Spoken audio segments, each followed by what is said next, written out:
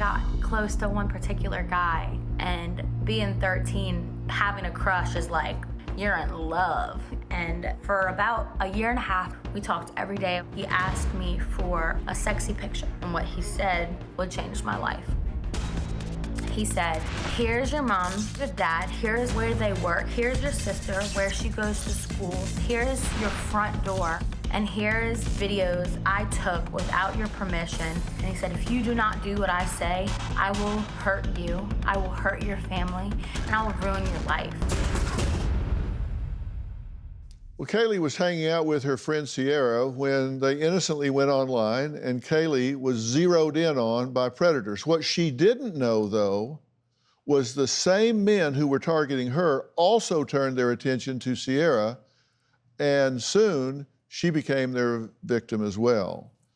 Now, joining us virtually is Sierra. Sierra, thank you so much for being here and talking about this. I know it would be a lot easier not to. Thank you for having me. Well, I appreciate it. And when this all started, you were how old?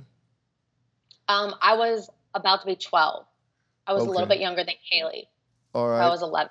You said they wanted you to cut your wrist and legs on camera. They wanted me to cut my legs and my arms on camera, and it was like a sexual thing for them. At some point, I was like, I don't want to do this anymore. I want to die. And he was like, do it. Like, let me watch. Like, that'd be hot. And at that point, I was like, what am I in? This is not who I thought it was. I don't know how to stop it. I'm scared. Like, what is there to do? And nobody knew. So I had nobody to talk to. And I'm really curious, and I'm asking this in the event that children are watching this right now that are in a similar situation, don't know what to think, don't know what to say to their parents, or how to disclose this. What were you saying to yourself at the time? Because you had no one to talk to, you were just alone with your own thoughts. What were you saying to yourself alone in your room? That how could this have happened to me? How could I have been so stupid to let this happen to me? I always believed, per my parents, that I was a very mature 11, 12, 13-year-old.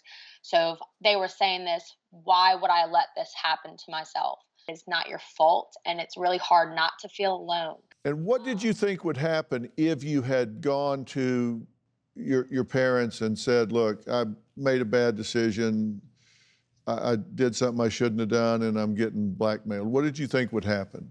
They would cast me out, hate me forever, and I would basically die of lack of love. And what did you think at the time? I thought that I'd get kicked out of the house. Like, they'd be like, oh, you're a really bad kid. We don't want you anymore, you know? Like we're gonna put you up for adoption or something. I don't know, like just get rid of me, basically. Yeah.